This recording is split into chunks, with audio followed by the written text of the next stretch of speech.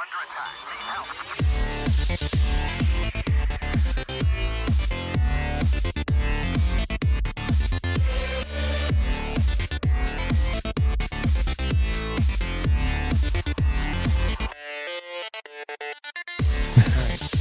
the podcast. We're starting the podcast. Welcome, everybody. Adventure awaits. How we doing? How we feeling? Good? A little warm. Feeling great. Yeah. I'm wondering if Kevin feels as good as his picture from Discord or Twitch that I'm seeing right now, where he's wearing his what is that? Like Oculus or something? What? Oh, with I your don't know googly why eyes on it? With the googly eyes. And he's like, Where are you seeing this at? It's over. Did I like accidentally open Twitch or something? Or is it on? Oh, it's in messages on Discord. Oh, is that?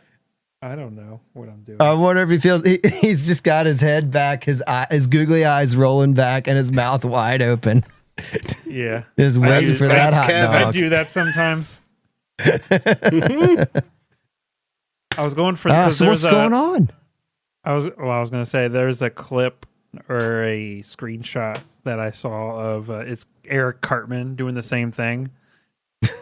And I posted that picture to like Facebook or something, and my cousin posted that as a photo response was the Cartman picture. Well, it's amazing. I love it.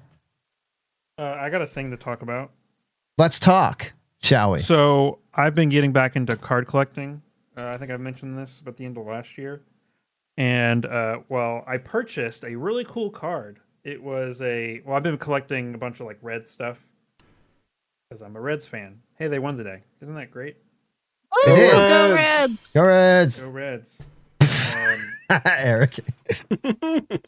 So I purchased, this is a player for the Reds. His name's Rhett Lauder. I purchased this signed baseball card for it was worth $10, but I had like credit from the app that I use. And I was like, oh, it'd be cool to have a signed card of his because he's like up and coming and he could be really, really good. And then I get the package. This was probably last Monday. And I received this card, which is the same dude, but he's in it's not signed. It's got like little like asteroids and stuff around it. I'm like, wait a minute, that's not the card that I bought. And I went to the guy's profile where I bought it from. I found this card in his collection. So he sent me this card instead of the one that I bought. I spent like so long messaging this guy, like, yeah, so I got this card. He's like, that's weird. And then he's like, the funniest part was, he's like, yeah, let me send you this card. And he sends me a picture of the card he already sent me. I'm like, no, I already have that card. You were supposed to send me the one with the sign thing. So he eventually was like, oh, sorry about that. Let me just send you the card, and I'll add in a few extra cards to send you as well. I was like, all right, that's fine, whatever. So, yeah. Oh, so he wasn't worried about getting that one back. Yeah, apparently. Yeah, well, I mean, actually, the card is actually really cool. It's just not the one that I It's bought. foiled. Foiled? It looks like a foil. Oh, yeah. It's got a little bit of a foil, like shiny tint to it. Yeah, and it's got like Nice. asteroids and shit. It's pretty cool, but it wasn't the card that I bought. I feel like because he kept trying to give you that card, a picture of that card, like that thing might be haunted, and he's just trying to get it out of his. It's a haunted card. Yeah. Kevin could be dead next week. It's got the spirit of the guy in it. He's alive. Well, But he doesn't have his spirit. yeah. Oh. You can just talk to the card and he'll answer.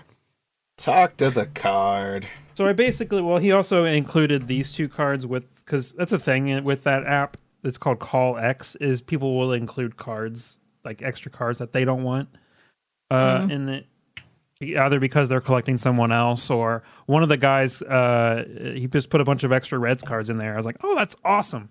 So yeah, but yeah, that was my story, and I'm sticking to it. All right. Cool. Great Well, we have story. a story. I mean, it also happened, and by we, I mean me and Alex. So our theater just this month is their 10-year anniversary. I guess they aren't quite sure what day in April they started, but they know it was in April, so they kind of just picked a celebration. Just like Chris thought we started in August, and we started September 4th. Yeah, exactly. Well, because I mean, the initial stuff is just like, oh, cool. It's not like a monumental like thing. So, Right. But yeah, so we were part of the party planning on that, and yeah, Saturday was. I guess when this comes out, it'll be like 2 or 3 Saturdays ago. But yeah, we had a big party, and it was a prom, an adult prom. And the theme was 2016 since it was 10 years. Oh my God. There were a lot of bad things that happened that year. Yeah, like someone was looking up. Oh my God. We focused on the good things and included Harambe, though. Rip to the man. R.I.P. To the man. But noted on our podcast at one point. Yeah. It's true. But R.I.P. Yeah, I mean, it was really fun, though, but we were super busy, like, all day long and just running on fumes by the end of the night, but it was a really good time. Yeah. Alex, you got anything to add to that? I was also there. That's true. That's true. Awesome. Cool. Yeah. Anybody else got any thing? By anybody else, I mean me or Eric, since we're the only ones that haven't said anything. I'm just gonna state for the record, I never have anything. Excellent. I wish I never had. I mean, I don't have necessarily interesting stories to tell because I do a lot of the same things every day. But like my kids will go around and be like, "I'm so bored. I don't know what to do." And I'm like, "Gosh, I would love to be bored. Yeah. Please, let's trade. I'll sit and play video games all day." That's when every time they say they're bored, you're like, "Oh, cool! I have a task list. Here's yours." Like, you can do dishes. Oh, Yeah. suddenly you found something to do. You're not bored. Great, wonderful. Yeah. So, yeah. Well, I want to go ahead since we were talking about cards real quick. I'm not gonna like go into it too long, but I thought this was cool. I got this a while back. And I just thought I'd share it with everybody. I actually used it for our adventure here, Starfinder, deck of endless NPCs. I love this. It's pretty cool. You just draw out I think you draw 1, 2, 3, 4, maybe 5 cards per NPC that you want to generate. And it just kind of gives you a little bit of everything. It tells you like what their goals are, what their job is, what like a character trait, and then like depending upon, there's like little symbols. I don't know how easy this is to see, I guess for the audio listeners. There's little like triangles on one side and like little infinity symbols on the other side. And depending on how many you have, kind of tells you what part of the chart to use. And so it just is a great way to kind of generate NPCs really quick. I love like a lot of these, you put them together and they don't make any sense. And you can totally like draw new cards to try to get something a little more close to what you want. But sometimes I like the craziness of like things that just don't fit together. So I just want to suggest that to anybody out there. Even if you don't use it in a game, it's just a cool way to like generate characters. And even if it's not Starfinder, like you're just generating for any sci-fi sort of thing, it doesn't depend on the mechanics at all. So I think that's pretty cool. And I just want to share it with everybody. There's like another one I haven't used quite as much because I'm not into world building as much, but I got this deck of many worlds. So this also allows you just to kind of create random plants and stuff with indigenous life forms and fauna on it. So I just thought these things were kind of cool, and I wanted to tell people things that I enjoyed using. But I would definitely recommend the Endless NPCs deck. They have a Pathfinder one too. Obviously got Starfinder because that's what we were doing for 3 years. So I just want to recommend those to everybody. All right, and now let's do a fresh start of the episode. hey everybody, and welcome to Adventure Awaits. Let's dive right in, and we can do a quick recap if anybody wants to get that, or I'll do it again, I guess. I'll give it that little recappy. All right, thank you, sir. Okay. So, our intrepid adventurers, after crushing their first task of setting up the defense grid, went on their second task to scout out a safe way to get to the crashed ship. And along the way, they ended up in some canyons, and suddenly this weird thunderstorm appeared over top of them, which is kind of odd because we're in a desert world. It's pretty dry. And our Patra friend just about got hit by lightning. It was pretty close. She had a little singed fur there. And the group didn't really know what to make of this weird cloud, and a couple of them took a couple pot shots at it and noticed it kind of seemed to hurt it a little. And then, right as they were kind of coming to grips with that, 3 worms burst out of the ground, and I think one of them pretty much first thing just knocked our Patra friend right in her ass. And everyone was taken aback. These things were disgusting. Shooting teeth at us, slobbering green slime. Pretty much the last one you'd want to see show up at your kegger. So, we attacked them. Actually took care of them pretty easily. There's a couple of close calls. Ended up dissipating the storm by shooting into it more, because I guess we're on a planet where we are in the south and you just shoot at the sky and it makes it better. Yep. Checks out. And after dispatching the enemies and continuing to scout ahead, we found that the path was clear. So we returned back to the Starfinder base to report in, and everyone kind of did their own thing. The doctor went to heal his injuries. BB and I believe Rafe? Raph. Raph Yeah. went off into the city to kind of do a little exploring, and I don't remember, did Fidget go take a nap or just to relax in her room, basically? She went to go probably. masturbate. Right. Okay. Yeah. Okay. That's not. No. She only does that when her friends are around. Oh, Apparently. Right. Yeah. I think you said something about I'm going to go up to my room to find some relief. No. That might To be a have some- misremembered. Okay. I said me time, which I get can be that. That's not what that was. And so after all of that, someone came banging on the door of the wow, I'm forgetting everyone's names. Dr. Silas. Dr. Silas's door, and was pleading for help down at the medical clinic. Someone was dying and they needed a doctor.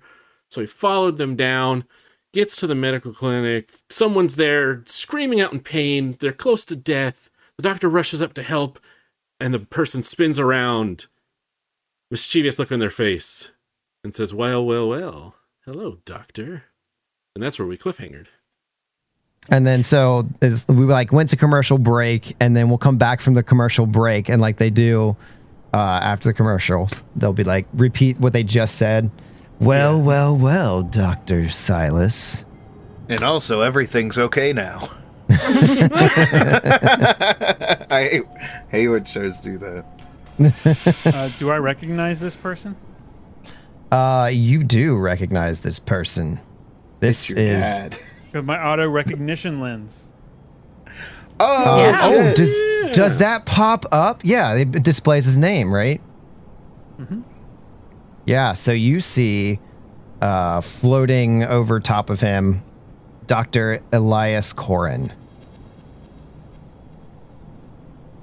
I forget what that name means in my backstory. You should- don't know him. Oh no. This. Let me- So hold on. he looks at you. Oh, you're gonna look this up because I can. am. Okay. Yeah, hold on. Oh. Hold on. Just an FYI, we can all look this up if we want to. Should be That's on true. the character tab. It on is. the notes. Oh, that guy. Okay. And he like his eyes narrow, and he's like, "What are you doing here?"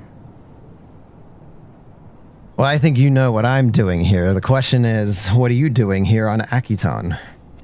It's none of your business. Oh, I think you might be mistaken. Well, I don't care.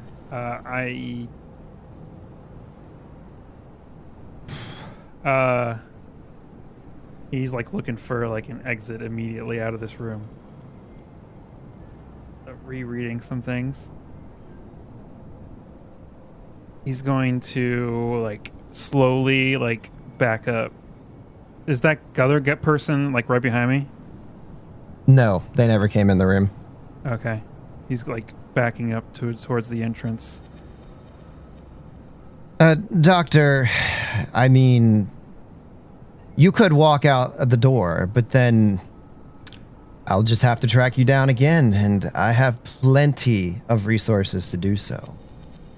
So you might as well deal with this now. I don't want to deal with you, and I don't care. Well, a certain Dr. Killian does care. You remember you guys left on some not so great terms. Well, he's a very disappointing person in general, so I think I'm just gonna get out of here, and you can just forget that you saw me. Well, I would love to do that, but the good doctor has tasked me with a great many things, and because of my great efforts, has promoted me quite a lot in the clinic back on Absalom. And so it would not behoove me to just forget that I saw you. I have a message to deliver, and then I'll be happy to be upon my way. Say what you need. Well, it seems that you ran off to the Starfinder Society. Of course, you know, we discovered your activities utilizing the company's medical equipment to help the slums of Absalom. What a disgusting waste of clinic resources, I might add. Helping those types of people. You know, it is our duty to uphold only the highest of the citizenry aboard Absalom Station. And, well, some might call what you did a crime against our medical oath. But I guess I'm not here to judge. All I'm here to do is tell you that Dr. Fitzpatrick just can't seem to let this go. And I know that you've been hiding behind the Starfinders, and you think that you're out of reach. But he is not one to let these things go so easily. And so I'm putting you on notice that he will continue to pursue you and make sure that you answer for these unjust uses of the company's equipment. He said, well, if he wants me to turn myself in, that's not happening. He like grabs for the door. That's fine. He doesn't expect a person of your caliber to do such a thing. However, he does want you to know that, well, with this new wreck that is being explored, brings forth alarming developments that could affect the entire solar system. Starfinders are already stretched pretty thin, trying to tackle all these different fronts. And, well, the legal department that you hide behind that is run through the Starfinders may find themselves occupied with other things and not able to protect all of its members quite so efficiently. And so, I just thought I'd give you a little heads up. And he begins to move towards you, as like reaching his hand out, and then kind of goes past you and opens the door to let you leave. And says, after you. He like stares at him for like a second, anger in his eyes. And he, without turning away from him, like backs out of the room. Yeah, and he locks eyes with you and watches you leave. And then steps out and closes the door slowly as he just watches you walk off to wherever you're headed. The first thing he does is he goes to whoever and finds a new room. Okay. You probably go to Zinzeni. Right. Zinzeni's like, well, it might be kind of hard to find something similar, but we're happy to accommodate you in any way we possibly can, Dr. Silas. I just need another room, and don't tell anybody. Is there something the matter with your room? Do we need to send a repair crew over? Someone knows where... I blocked up the toilet. Oh, God. Oh, dear. That's quite common here on Akiton. With the low gravity, it's kind of hard to make sure everything goes down, but I'll keep your secret. Don't worry about it. Don't tell anyone. Well, sure. Right away. We'll be sure to get you a new room, and once you get settled in, if you can come back here and meet me, let's see, after lunchtime, I've got exciting news for you and your team. Okay. And he goes to this new room and never doesn't go anywhere until he has to. Okay. So what is Fidget up to? I know she went to her room. Did she do anything other than sleep? Yeah, I mean, she kind of likes to take some time and just kind of, zone out a bit, try and, I guess, find her center a little bit. And by, a way that she finds helps is we're zooming into her room. Let's do that. And you see her looking out her window, and there's a bird flying around, and her eyes narrow, and she just starts doing that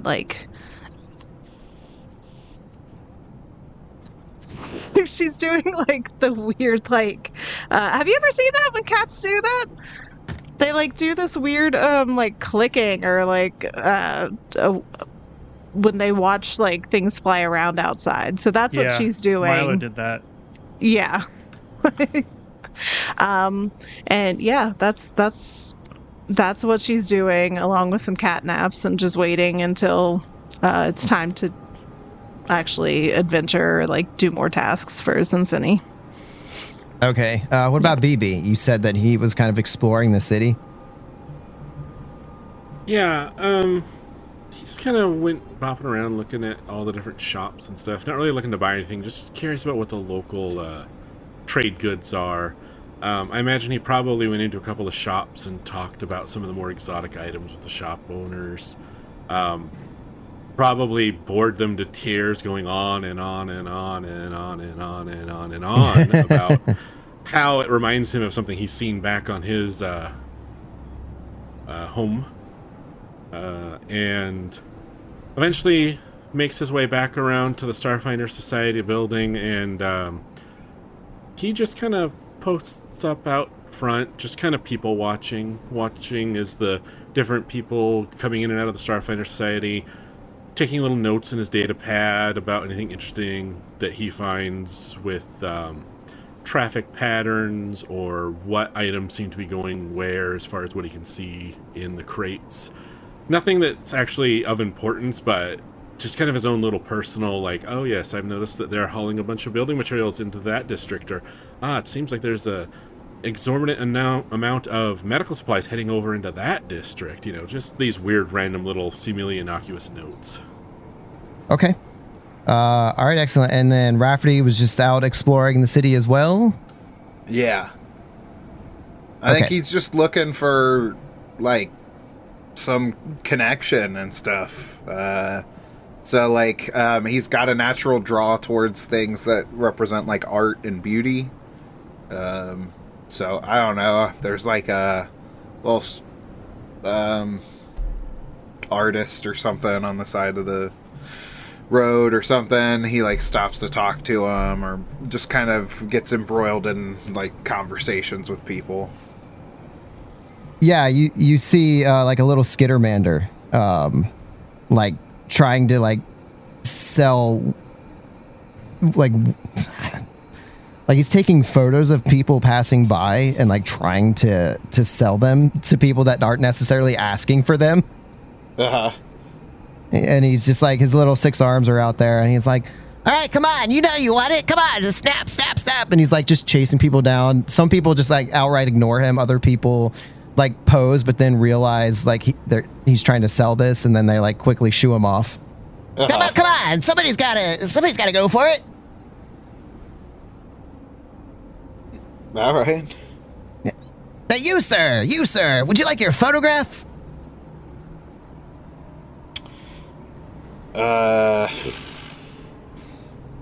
Not particularly. Okay, sounds good. And he snaps the photo. And it prints off really quick, and he's like, all right, what do you think? Check it out. Raph takes a look at it, and he's like, got a great eye. Really good composition. Oh, I'm glad you think so. Hey, you can have this photograph for just a mere 2 credits. No thanks, friend. Oh, are you sure? Because you can't get a perspective as unique as mine from anybody. Try not to cross money and art. It's just you take away from the true value of the art when you assign a monetary value to it. Huh. Well, guess that's why they call us starving artists. He takes a notice of like the runes and stuff that you've etched onto your armor, and he's like, oh, that's fascinating. What is that? And he goes to take pictures of it.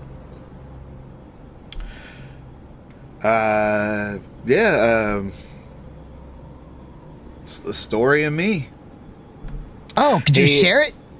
He looks down at like the most recent etching that he put into his armor, and it looks like kind of blocky, but it's like a figure 8 of those worms that we fought. Oh, like intertwined on itself with like just some ink kind of inlaid into the etching. Wow, that's fascinating. You took those down? Yeah. Wow, that's so cool. I wish I could have photographed it. Hey, tell me about your most interesting one. And he's like looking up, pouring like over, and probably getting a little too close, like maybe climbing up on you a little bit to look at some of the ones that are higher up that you can't see. Uh-huh. I think his most interesting one. Yeah, I guess like up at the top, there's like a semicircle, with, I guess like the front of a starship going through it. And he points to that one. It's like the first etching that he did on his armor. What does that one mean? It's kind of the beginning of things for me. Oh. Well, I'd love to hear it sometime. Yeah, I got time. Okay, well, let's hear it. He like, I don't know, he like goes over and he sits on like some boxes or something that are nearby. Yeah, he's like, he comes up and sits on your lap. on my lap? Yeah. Boundaries. He just starts patting him on the back. Oh, yeah, one of his arms comes up like he's scratching like a puppy. Yeah, I'm originally not from these parts. You mean not from Akiton? A little bit further. Oh, how far? Are you in the vast? I think he's kind of slowing down a little bit, like almost like, oh, is this a can of worms that I actually want to open up? He looks a little bit somber now. I think like so far he's been pretty chill, or like had like a fun vibe, but kind of somber. He's like, I came here from another universe. Wow. Well, do you like it here?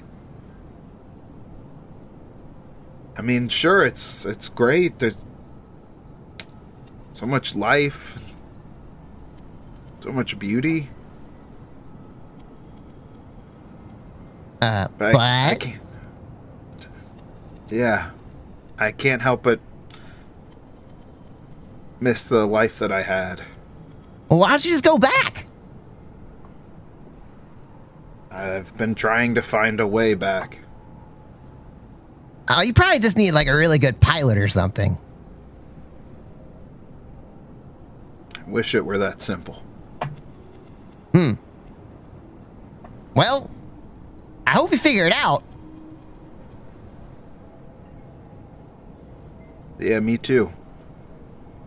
Well, good luck. I gotta get back to work though. I gotta make enough money to eat lunch, so I'll talk to you later. Oh, okay. All right. He takes out his little tool and starts etching into his armor again. It's like Okay. a little Gittermander? like, yeah, it's like this. It's this guy basically. Okay, very cool. All right, so yeah, you guys are milling about, and then after a while, Zinzeni pings all of your comm badges and wants to meet with you. All right.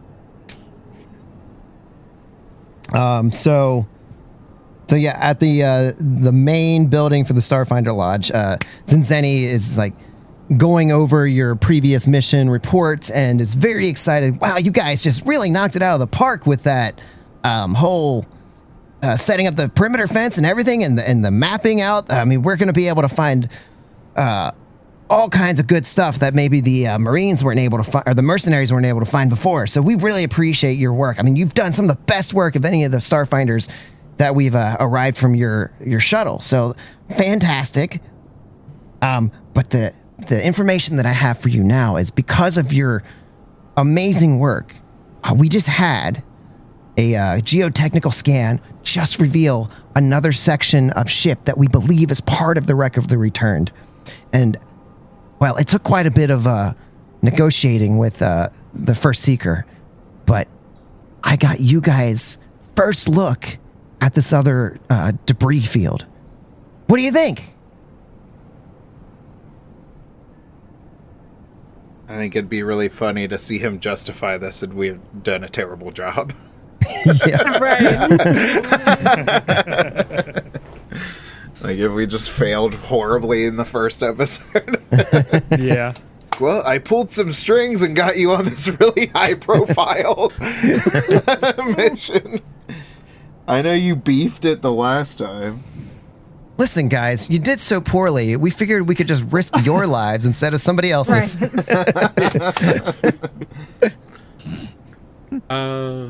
Yeah, I think that when he tells us that we're going to be the first ones to see it, BB kind of starts bobbing as he's hovering there. He's like, oh, this will be so exciting, so exciting. New information is always so exciting. It is, isn't it? Oh, yes. Like, just earlier today, I saw this crate of Octarian figs being transported to the market, and you wouldn't think that they would sell well on a desert world, but who knew? Well, that's exciting.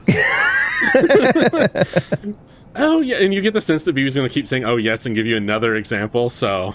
Okay. Well, I would love to hear all of this another time, BB, but for now... I really need to direct you guys to go out and check this out, because we could find some things that are really going to help the Starfinders head off this potential threat from the first ones. And who knows what kind of technology is lurking in that ship. I know you'll be able to do a thorough job. So with that... Oh, go ahead.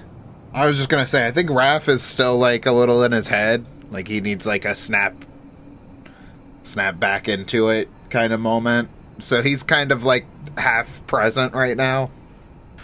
Like he was early listening to the mission. Did you get all that, Rafferty? What? Huh? Are you feeling okay? Yeah. It's just it's been a weird day. Well, Akitan usually is pretty strange. Do you think you can handle going on this mission, or do you need me to send somebody else in your stead? No, I can do it. We can do it, right, guys? Oh yes. Yeah, oh yes. Let's let's get out of here as soon as possible. Hearing that, Fidget kind of looks at Dr. Silas and kind of raises an eyebrow, like, what's the hurry? You actually say that, or the eyebrow raise is supposed to mean what's It's the hurry? eyebrow raise, yeah. Okay. Yeah, he's actually just looking like at the windows and stuff like that to make sure no one's watching. Okay,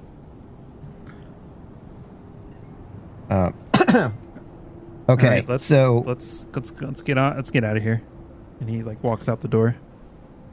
So you've been directed to head to a place a few miles away. It takes you a little bit of time to get there, but keep in mind it's only been you're a little bit after lunch right now, so you should arrive with plenty of daylight left. What did we have for lunch? What did you have for lunch? Oh.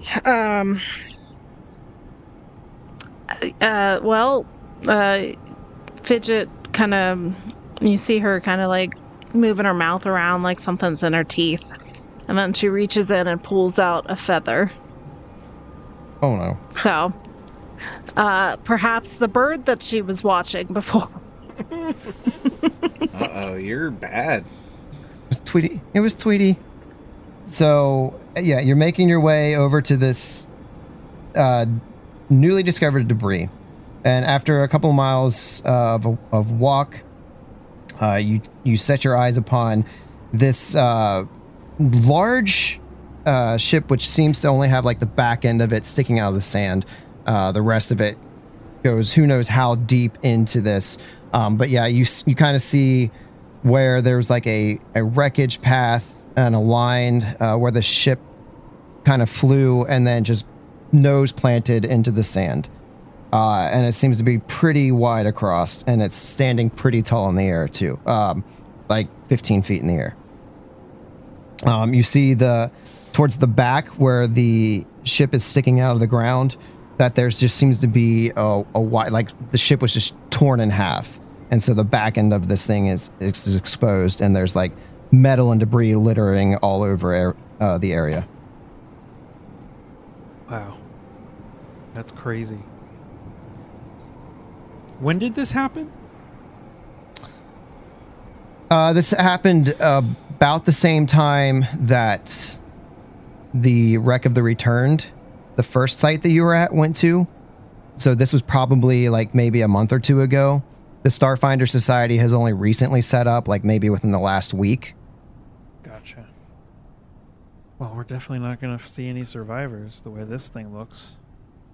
That's for sure. So, what's the best course of action? Do we just I guess we should. I guess we should start with the exploration activity that everybody is doing. Mm-hmm. That's a good question.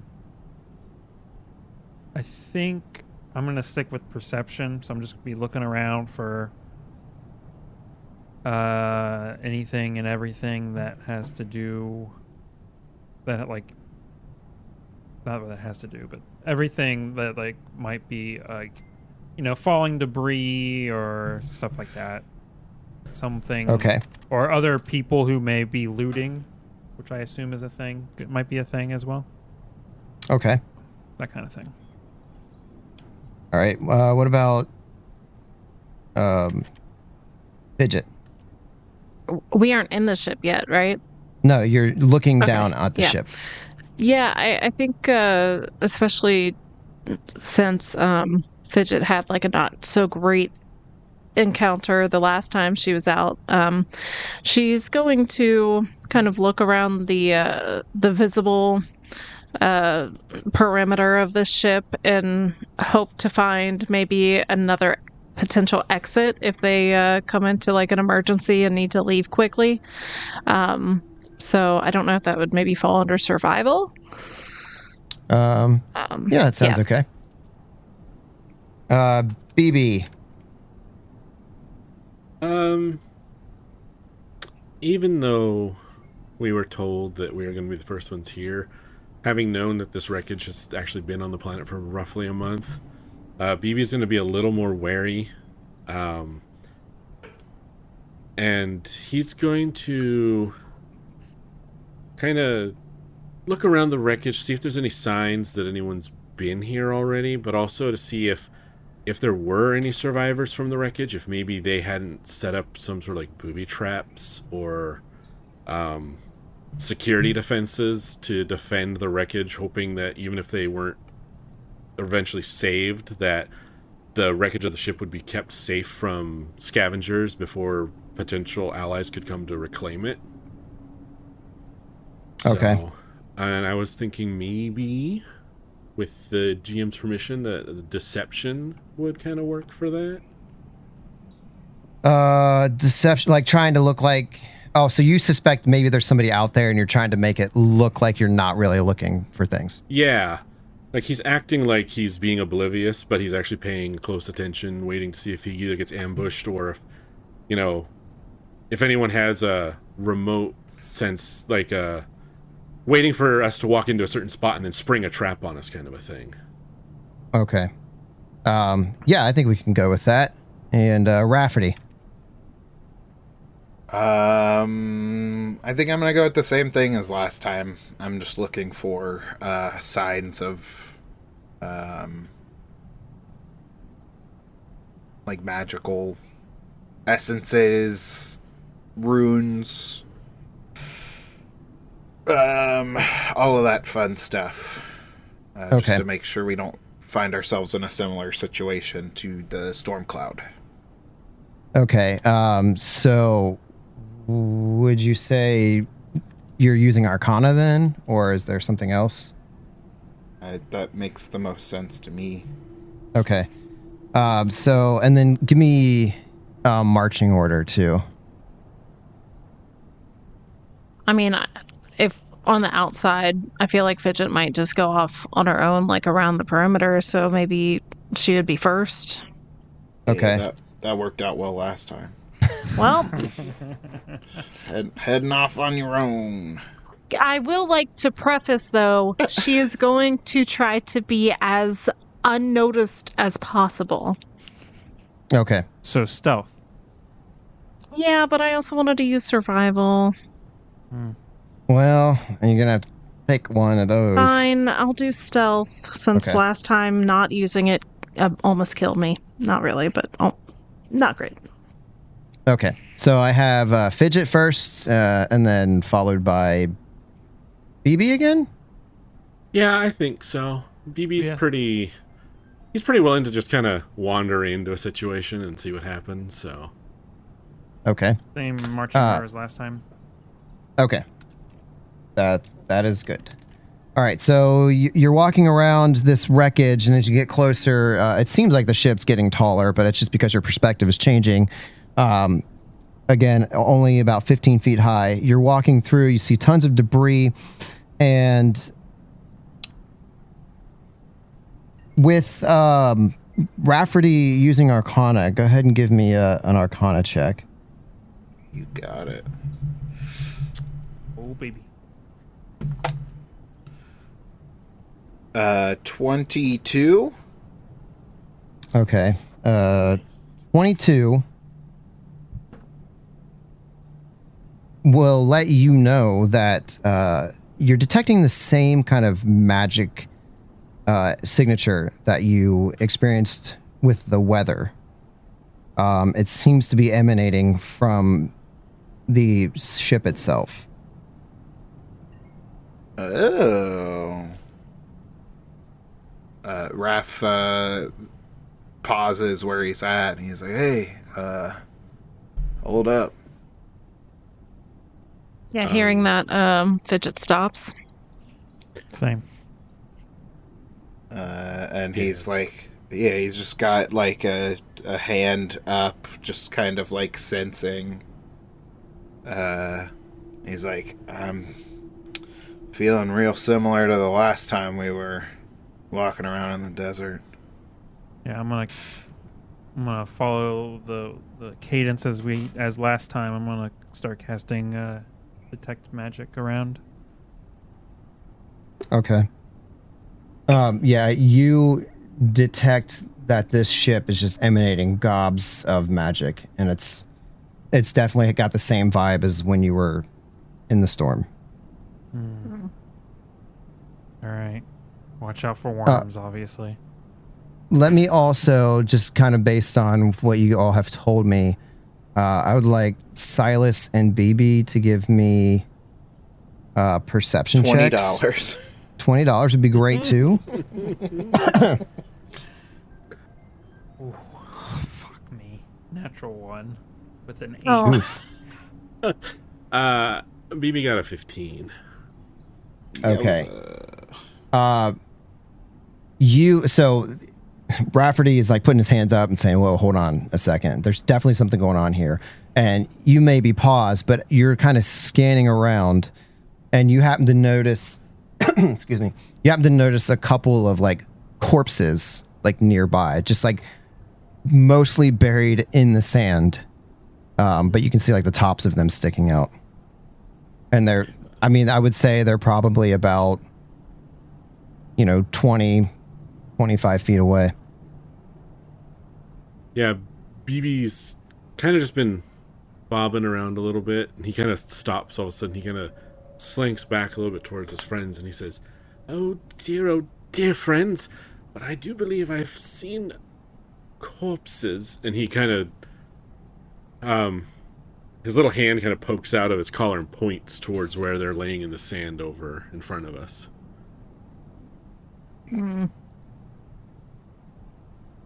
Does it look like there's the kind of disturbances that the worms had left before or near these corpses, or is it pretty smooth sand at this point? It seems any ridges or whatever raised portions of the sand are indicative of a crash, and with the ship next to you. Okay. That all seems to fit with this.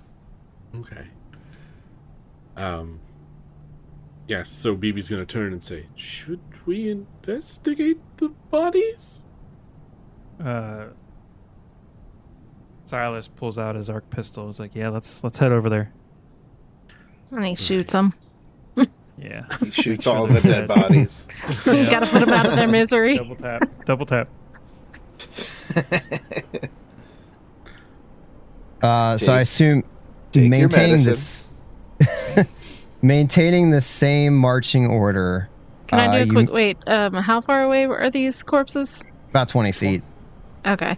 I think at this point, Fidget kind of stops in her tracks when, of course, Raph said that, and then hearing about the bodies, and she kind of stays there and lets the party like continue, and she kind of falls to the back and slowly starts like walking towards the bodies, but keeping a distance because she does not want to see like corpses like that. Okay, so you actually move to the back. Yeah. Okay. Excellent. So you're making your way, you're kind of like along the hull of the ship now, and you're making your way around to the back side where the opening is in the hull from the damage, and you're moving towards these corpses in the ground. And yeah, so as I assume BB is keeping like an eye on this, you're kind of moving towards, and you see what looks to be kind of like fish creatures, fish corpses.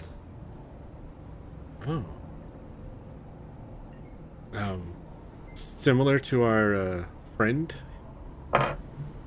No, these do not appear to be humanoid.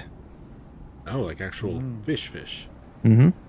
Yeah, and they're actually quite large, which a lot of them are buried beneath the sand, but you can tell that these are like a much larger creature. Okay. Okay. Yeah, BB's gonna approach them cautiously, and when he sees that they're fish, he's like, "Oh, interesting." And he turns to Dr. Silas. Says, "Do you suppose they were cargo or crew?"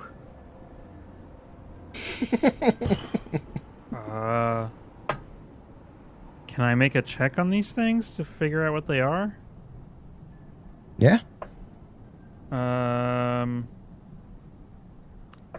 So life science was a skill in Starfinder First Edition. In Second Edition, it's life science lore. Well, I would assume that it's a similar thing. Well, I have two things in front of me that it can be, but if you can make a argument, and now I don't know, I didn't see life science in here, but I wasn't looking either. Yeah, I was looking for this earlier on life science lore, and I couldn't find it, so I don't know how it ended up on my sheet. I do not see Alex that knows. under like skill actions.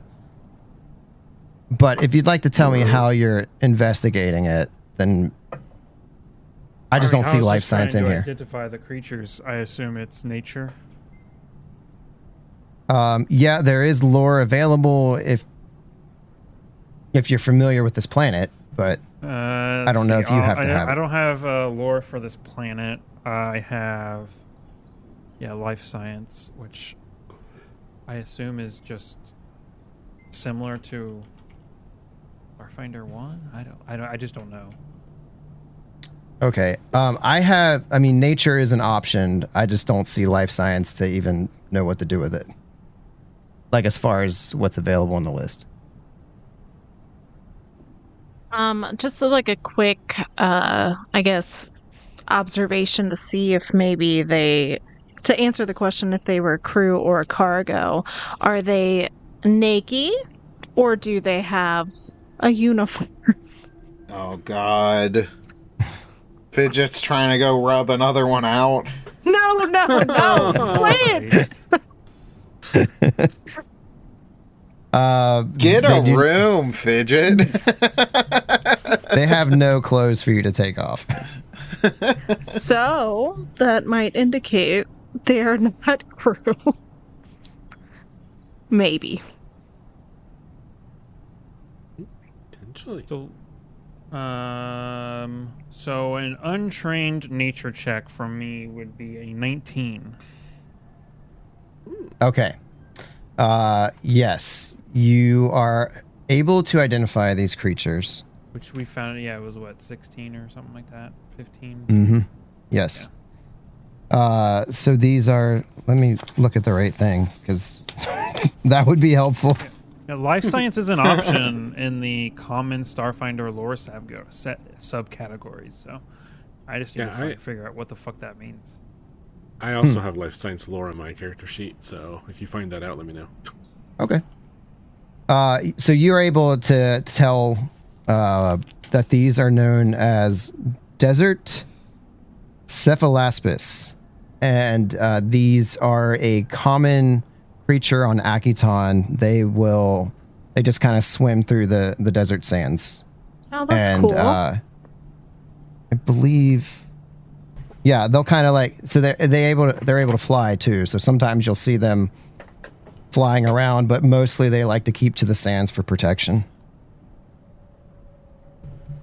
Oh, okay. Life science is literally like sciences like bioengineering, biology, botany, ecology, genetics, xenobiology, and zoology.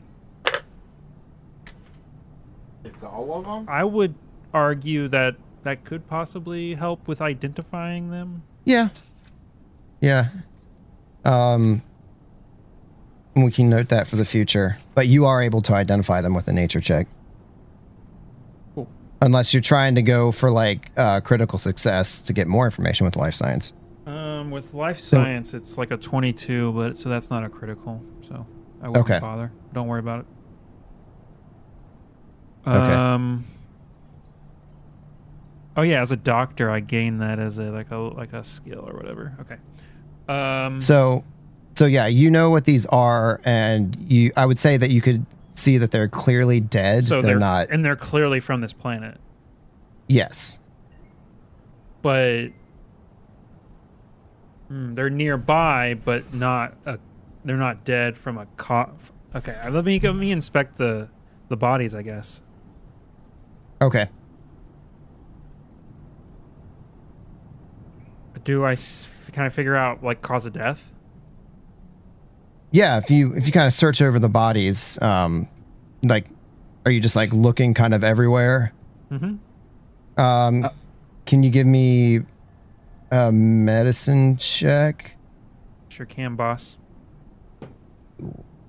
Oh my god! Natural 1 Okay. for an 8. That's very clearly a suicide. With Technically, you should be rolling these for me. So, oh, I'm happy to do that. I just figured nobody would. I figured most people wouldn't want dice roll taken away. I actually was going to ask that question. I think I may have in the session 0 about secret rolls because I think they're fascinating. I'm okay with secret rolls personally, but I'll leave it up to the group. Okay. So yeah, I mean, the problem is these things are buried under a lot of sand and you can only see a small portion of them. So it's just hard to figure out exactly what caused this. And that's like when it's medicine, I'm used to dealing with, humanoids. Yes. That also is a thing. Let's see. I was trying to see, what was Fidget doing as far as exploration? You were doing stealth, right? Yeah, stealth. Okay. Okay, then I will leave it at that. So yeah, right now you guys have a couple of dead fish corpses. Can't really figure out what's going on. There's this tinge of magic in the air, but so far it doesn't seem like a storm has developed. And you're standing next to these corpses, and you're standing next to like the torn up ship with the hole ripped open, and these mystery fish. Mystery fish. Okay. I think after inspecting the creatures and oh dang, they must have killed themselves. I walk over to the ship. Okay.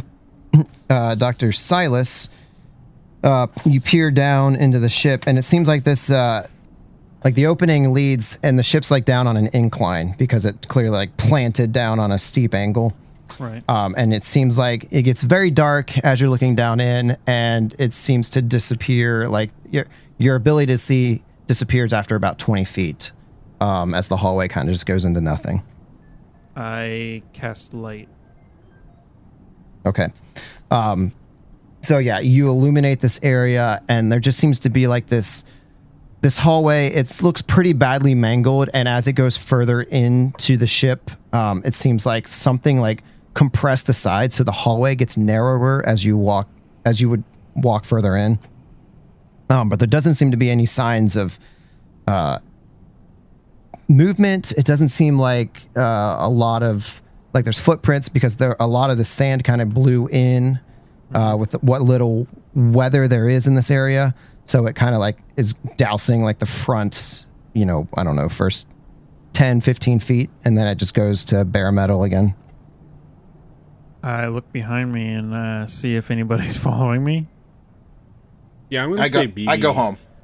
I'm going to say BB kind of bobbed up alongside you, and BB's actually going to use his ability Thought Sense. Thought Sense. Thought Sense vague. 40 feet. Sense non-mindless creatures in range. He basically always has this going. He doesn't have to like activate it or anything. So technically, he should have. I'm technically doing it now. I'm focusing on it. Well, I would assume that the worm creatures were mindless, which is why you wouldn't have detected them. Yeah. I hope that's correct. I think it is, but I will remember in the future. So you're detecting non-mindless creatures, or you're detecting non-mindless, or you're detecting mindless. Sense non-mindless creatures in a 40-foot range. Okay. Yeah, so you don't detect anything from that point. So yeah, BB looks over at Silas and is like, well, I don't sense anyone. It might be safe to go look. And then my light is shedding 20 feet of bright light in a radius around me, and then the next 20 feet is dim light. Okay. And I'm going to, it says I can choose my color, and I'm going to choose black. No, white. I have a flashlight that works, but it doesn't light anything up. Yeah. So, all right. He turns to everybody else. You guys ready? Little do you know, You've already started walking Fidget. down Yeah, Fidget has already passed you because she has dark vision. Yep. So she is trying to kind of sneak through these corridors, I don't know, without being detected. I think I'm gonna join Fidget. I also have dark vision because my people swim at the bottom of the fucking ocean, and yeah. Good, I see. And I'm also pretty stealthy, so yeah, I think that we're a good scouting team. Yeah. All right, so Rafferty, Fidget up front, BB and Silas in the rear. Yeah. All righty. So you descend down into this broken up ship. And let's go to the map. Take it to the map. Boom, sauce. That's I a hope you can map, see. baby. That's a map. Okay, so let me... Oh, actually, I should reveal a little bit of what's behind you, just so you can kind of see. So you came from this direction to your east. So like the tunnel kind of got mangled a little bit, and now you've opened up into this smallish room here. So I shall describe this room. So you enter through a breach in the eastern wall. You see that there's like some kind of liquid that is spread from the northwest, and the room seems to be littered with just like random... What the heck is that? That's my light. Oh, nice. Okay, very cool. On roll 20. That's what the heck that is. You're for the audio audience. I'm going to cut that part out so you won't hear it. excellent. They'll never know we said it. You walk into this room, well illuminated by the light, and you see that there's like some kind of spill in the northwest corner, and then just like random stuff like spewed around the room. Okay.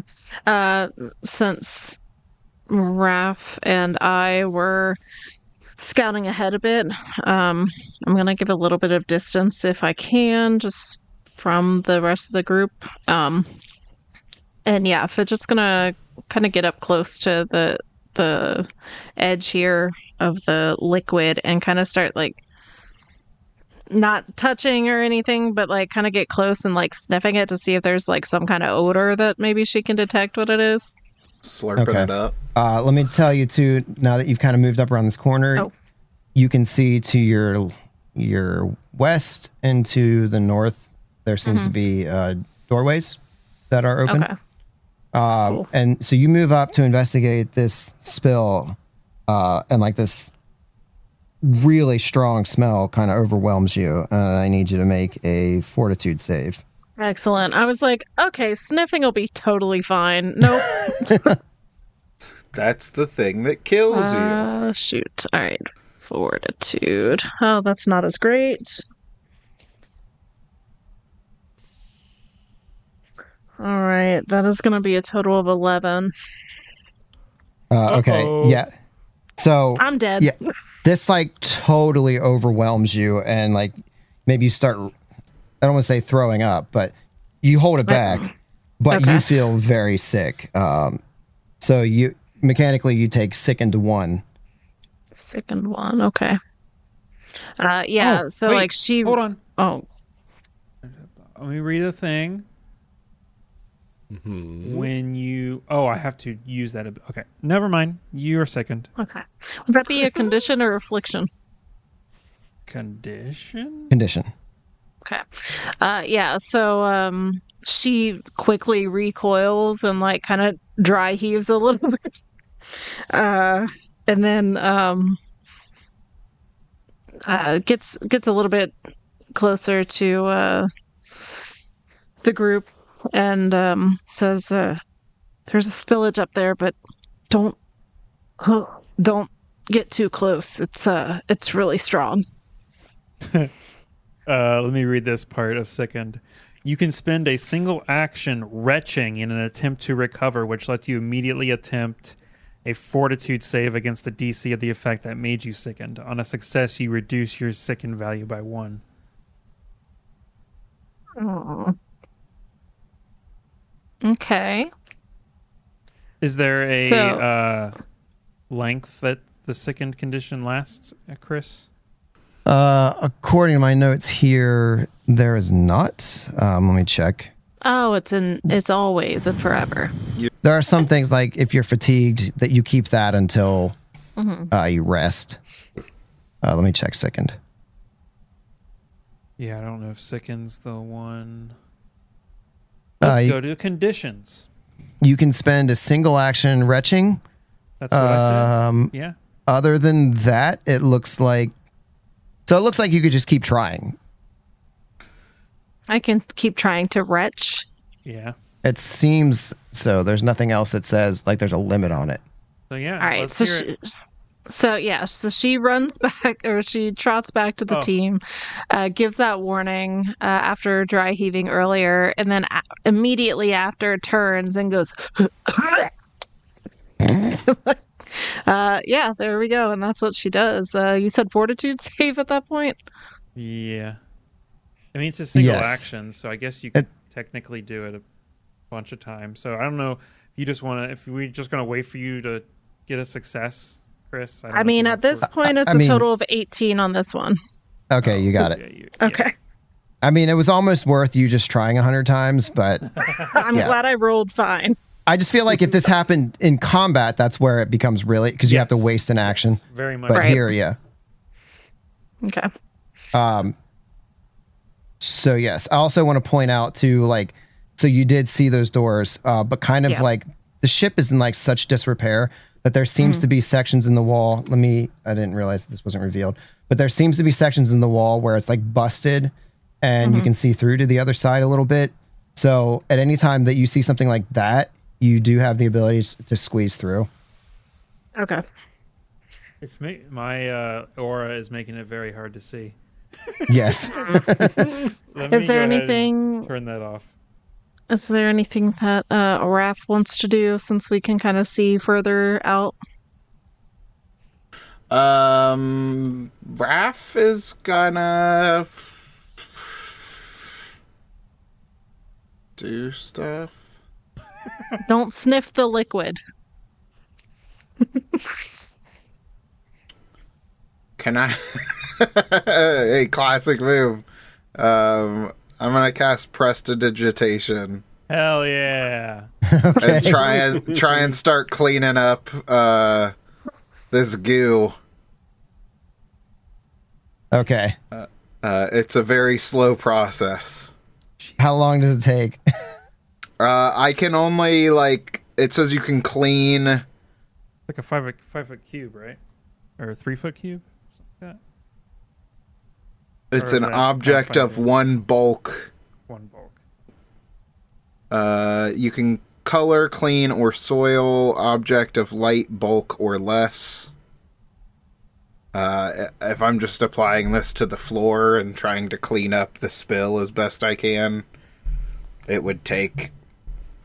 This says with up to 10 rounds of concentration. So while other people are figuring stuff out, he's just hand to head, prestidigitating over and over again, just and the liquid slowly receding back towards the pipe that it was coming out of. Okay, so it'll take a few minutes. It's good. Yeah, it's not going to be instantaneous. Okay, well, that's cool. All right. I cast guidance on him. I would say so. I would say after that amount of time has passed, that you've pretty well cleaned it up. And as you're standing there, like kind of figuring out the game plan, you hear the sound of like the metal of the ship, like kind of creaking a little bit. Not kind of sure if it's something moving or if it's just like the pressure on this ship kind of slowly crushing it, but you just hear metal creaking. It's just the ship settling a little bit. Could be. Yeah. All right, let's I think can we kind of move where we're outside of your light source? Yeah, that's what I was hoping. You're gonna have to leave the room. Well, I'm just saying, like, operating procedure going forward. If you're constantly bathing us in light, then it's making us less stealthy. Yeah. So if we just keep some space between us so that we can scout, I think that would be beneficial. Yes, please. So that's where it is. So okay, I for whatever reason can't see that on Roll20, but I can see it on the stream. Same. So that's a bum. Seems weird. Oh, I wonder. This is the edge of the dim light right here. Pretty far out. Okay. Change the color of my light. No, I was trying to make it visible to. I can see now. I can see it now. Yeah. Oh, I can see clearly the now. Oh, nice. Yeah. Yeah. Okay. I see it. Okay. Well, which way do you want to I'll head? let you move forward. I guess we can kind of, if you want, like, just squeeze in this area, if you're comfortable with that. Like the one directly, I guess, in front of us. Before going through the doors. Let's do it. All right. I don't know where I'm placing myself, but I'd like to get to the darkness if possible. Just remember, you gotta squeeze. Yeah, squeezing. Yes. So you squeeze through, and you got to be real careful here because this is a tear in the wall. So there's always the potential for it to cut you if you're not paying attention. So you move through. Let me reveal this section. Why is I always have so much trouble with the reveal thing. No. It's like not doing anything at all. Hold on. Let me try refreshing. This episode brought to you by Arkenforge. Arkenforge.com. Be sure to get your map making software today using code AAPOD. That's Adventure Awaits Pod. You can check it out. Than Roll20. Way better. You can use maps made on Arkenforge on Roll20. It's pretty cool. All right. Quick question. Let's see if I can. For those with like little sound bites, is there a limit to how long those can be? Because I feel like an Arkenforge thing would be good to have just to press every like now and then. 10 seconds or something like that. Stop it. All right. Okay, so you go through this wall with your limber body. Yes. Make it through, no problem. Inside of this smaller room, you see a strange spherical device. It has wires hanging from it, laying on the floor in all kinds of different directions. They seem to, many of them, be severed. And let's see what else we got in here. And anything else that kind of would have been something has been smashed to bits, but this thing seems to be pretty solid and bolted to the floor. Okay. Yeah, I'm gonna kind of go around the I guess the outside of it, keeping a little bit of distance since I have no idea what it is. And also giving space for Raph to explore over here too. Yeah, what does Raph do with this? He walks over to the sphere, and I think he like moves some of these cables around, just to a more pleasant like angle, just so it looks nicer. Okay. Makes it more aesthetically pleasing. That's the phrase I was looking for, but could not think of. Yeah. He just reorganizes it to make it look better. Aesthetically pleasing. Raph, you moved the coil or the wires, try to neaten things up a little bit, and as you're moving the wires, this machine seems to like come to life for a moment, and there's this pulse of energy that kind of radiates outwards from it and seems to go like the whole width of the ship that you have encountered so far. I want to say it's kind of like this like yellow pulse that just kind of emanates away from it, like a wave in the ocean. So it moves past you and then dissipates. And I need everybody to make a fortitude save. DC 14. Far away. Why is this ship so stinky? Yeah, for real. You said fortitude, but I'm not good at fortitude. Yo. Felt. Get good, scrub. I rolled pretty well though, so that's an 18. That's a success. I got Hell a yeah. 17. Right. Success. Okay. Got an 11. Oh. Fail. Oh, rip. I got a 21. Hero point?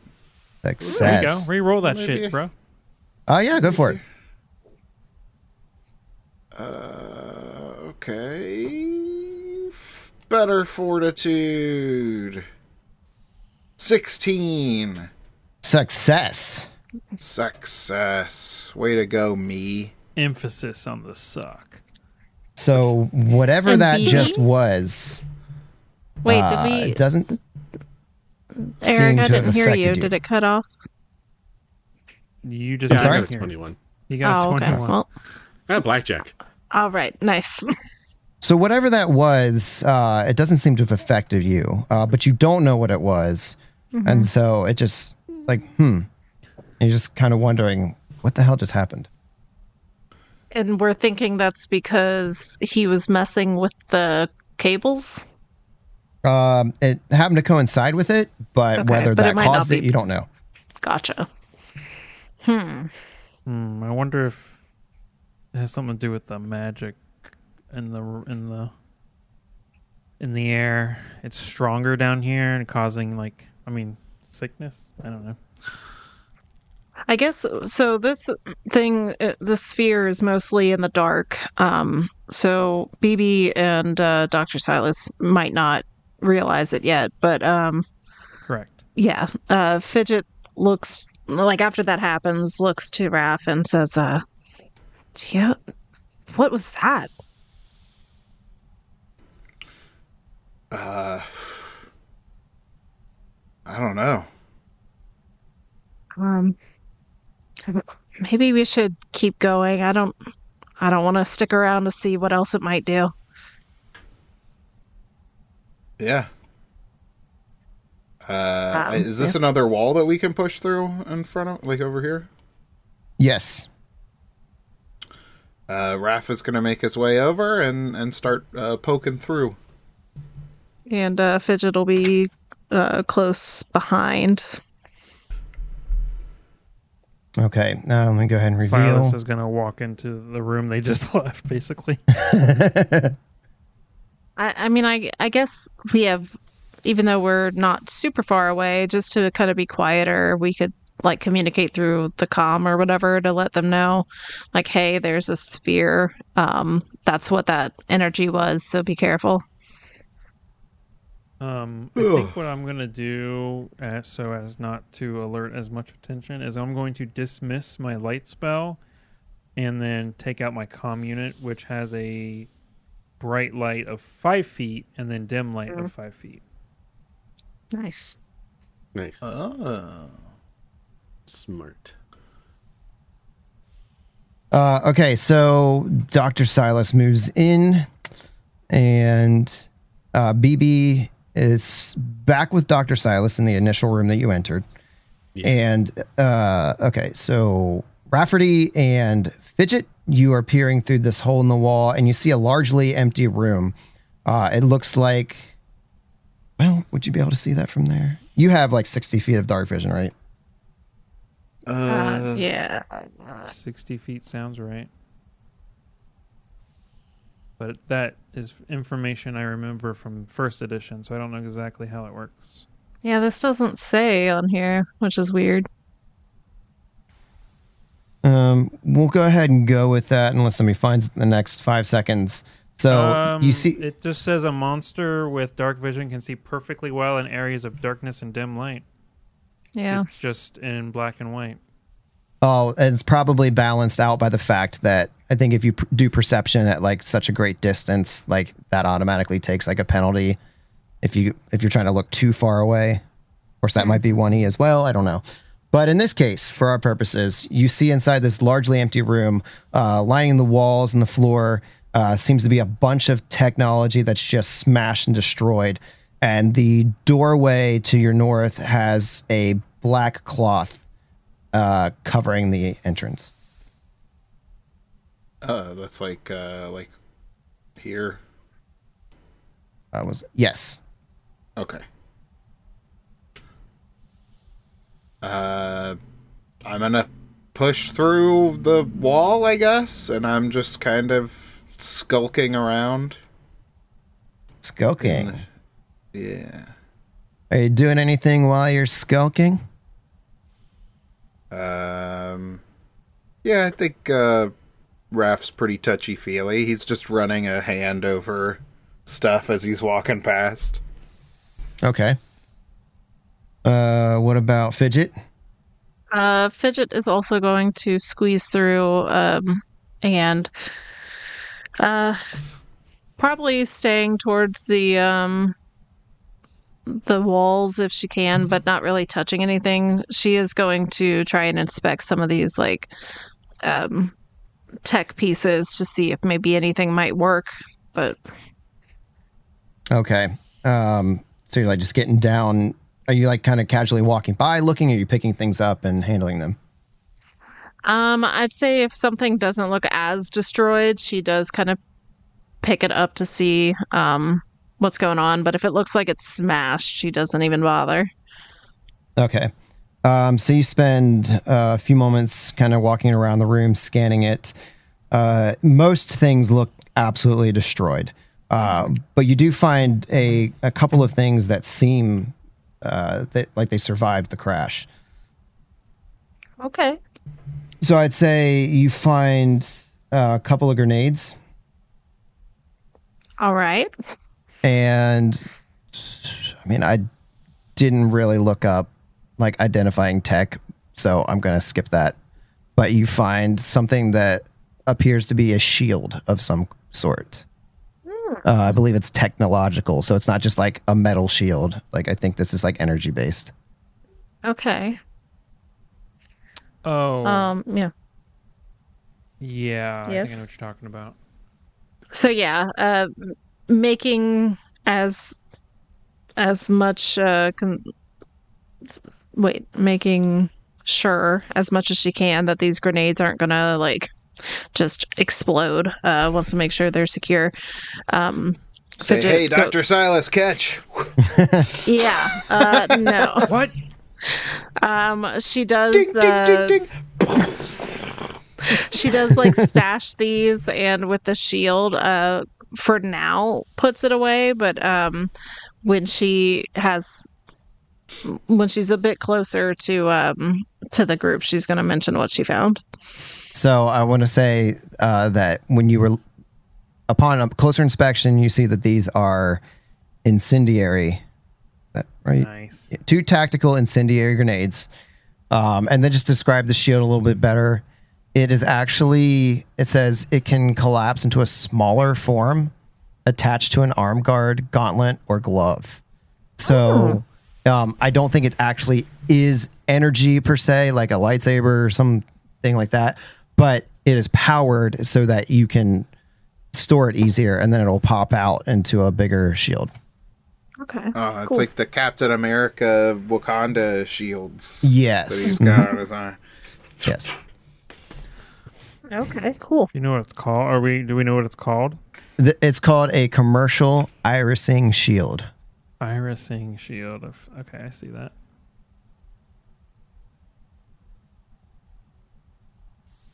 Oh, that's pretty dope. An irising is made of flexible polycarbon with a retractable design. When retracted, an irising shield looks like a decorative bangle, gauntlet, or glove. When deployed, its panels flare out and form a miniature circular shield. Oh, that's cool. That is pretty cool. Nice. Well, yeah. She just kind of collects it right now, but continues like searching the room until. I'll add it to your sheet. Okay, thanks. Yeah. Until she gets a chance to tell everyone.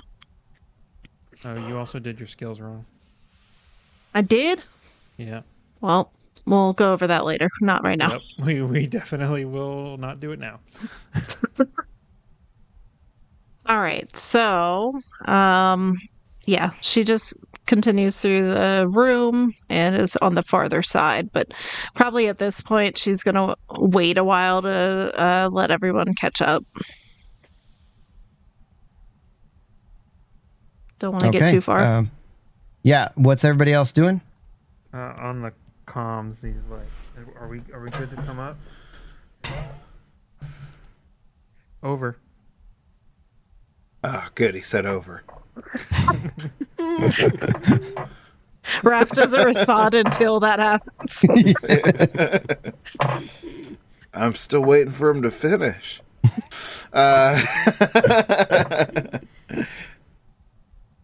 Yeah, it's all clear. Come on up. All right, we're moving on up. Moving on The up center of the room. to a deluxe spaceship on the ground.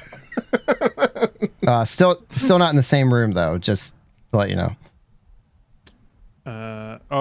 We're not in the same room as them. Okay, yeah. Correct. Yeah. All of these little red things are like busted up walls. Mm-hmm. Gotcha. Yep. Okay. Yeah, and you just hear like again, just constant creaking of the metal as the ship settles. And it's almost like a tomb in here. You cannot hear anything. Every time you take a step, your steps echo on the walls. I don't know how that plays into us sneaking around, but at this point, because they are in the room, Fidget kind of emerges from the darkness into like real close to BB and might startle him a little bit. Oh my. Yeah, sorry about that. So mostly everything in here is damaged, but I was able to find this stuff, and she pulls out the grenades and the shield and kind of shows the rest of the group and gets a little closer. Did you say what kind of grenades they were? Incendiary. Incendiary. You know what? Two what level? tactical incendiary grenades. Oh gosh, freak! All right, they're on your character sheet. Okay. Des. Well, thanks. Although she may divvy them out, yeah, she kind of looks at the size of them and then looks at BB and she's like, these. I don't know if you want these. He looks at them and goes, He just kind of looks at them and then like makes a little note in his data pad and goes, very interesting, but no, you keep them. Yeah, she she looks at the other two and she's like, do either of you have use for any of this? And I know in first edition you had to be proficient with grenades, but I'm not seeing that anywhere. Which is so weird because all you do is just throw it. Why do you need to be proficient? I mean, you got to know how to click the pin unplug or it? whatever. To not blow yourself up. Yeah. Let go of it. Yeah. Is Fidget holding the shield out in her hand? Yeah, she has all of it. Yeah. BB reaches over and pushes the button to make it expand out.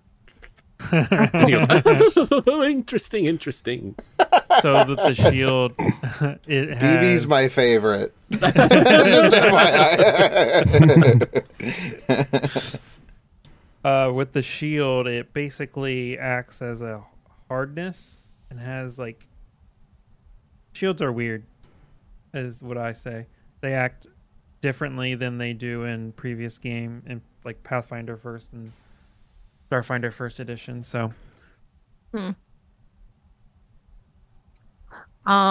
I do have a shield. I'm realizing that for whatever stupid reason is not checked. Or no, that's what you added. yeah. It updated. Okay. Yeah. Anyway, so do the other two want any of this? If not, she will hold on to it.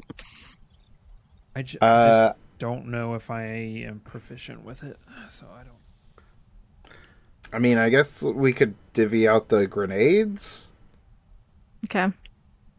Yeah. That would maybe BB make sense to spread those around. Okay. Yeah, spread it. BB gives you a look, Fidget, and he's like, after the run-in with the worms, perhaps you should hang on to the shield, my dear. Hell yeah, spread it.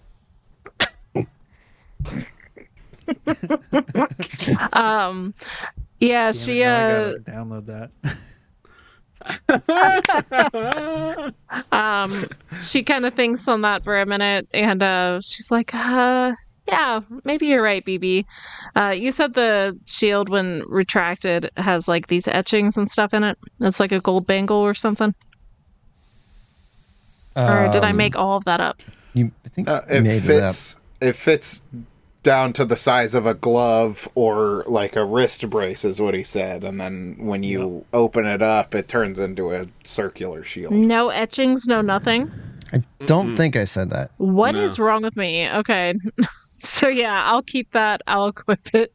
And then I guess the grenades I'll give one each to Raph. And if you want it, Dr. Silas. If not, that's okay too. You can keep Okay. it. But one goes to Raph. I want to yank that curtain down. It's not in the right spot. Yes, you yank that curtain. And on the other Yoink. side, you wear it like a cape. On the other side, you see a hallway and another entrance into a room across the hallway. I punch it. He punches the open doorway.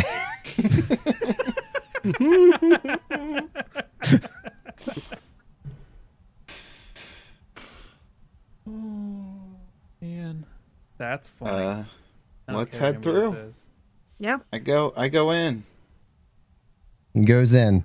Yeah. Okay. I think Fidget's just going to kind of stick with Raph as long as we're scouting. So, Okay. So Fidget joins as well. yeah. And Silas and BB are still hanging back.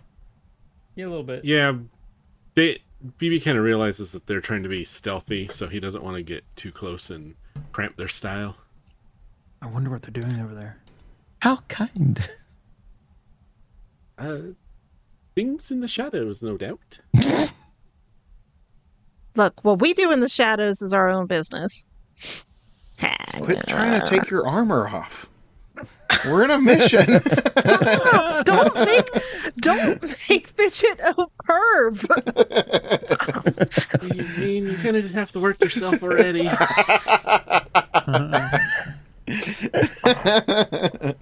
Also, FYI, it is they're considered simple weapons, so everyone can use grenades. Yay! Booyah! Even children. Especially children. All right, so we've got Fidget that charged ahead and Rafferty hanging just outside the door. I can't see where I am, so sure. Yeah, Okay. that room's just blacked out, so Oh, okay. I just moved my character in because I was going through into the hall. Okay, I gotcha. All right, so that is revealed. So are you right next to Fidget, or are you still hanging out in the hallway? I don't know why Dez is jumping in front of me. I said I walk through the doorway. Again, it was dark. I thought you went further. I was just trying to catch up. Jeez, what a terrible scouting partner. Just do your thing. Just take your turn. That's what she's always saying. Oh my god. We get into the shadows and she's like, come on, do your thing. I just want one character that doesn't end up being like a perv or like a weirdo in some way. Just one. You need to look at the man in the mirror, Des. I was gonna say, I think you need to change the player, not the character. You know what? Wait, I did have a character like that. He was just incredibly annoying, and that was in Kids on Bikes. I really enjoyed that character. Okay. Yeah, so Raph's looking in here and doing stuff. Okay, so you guys make your way into the next room. Inside, this seems to be a workshop. Like a lot of tools, all smashed and busted, lie strewn about. And this seems to be like maybe where they were repairing robots, various bits of tech.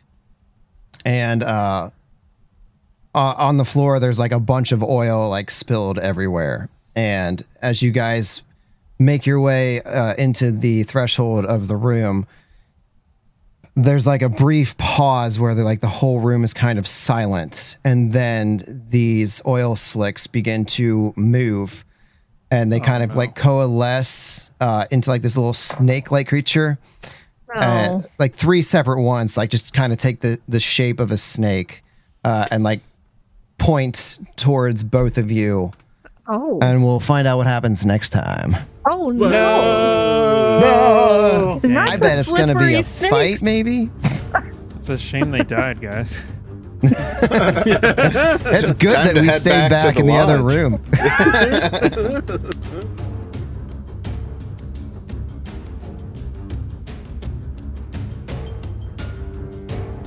Thanks to Sirenscape for the outstanding sounds and music. Check them out at sirenscape.com. Also, a huge shout out to our wonderful supporters on Patreon.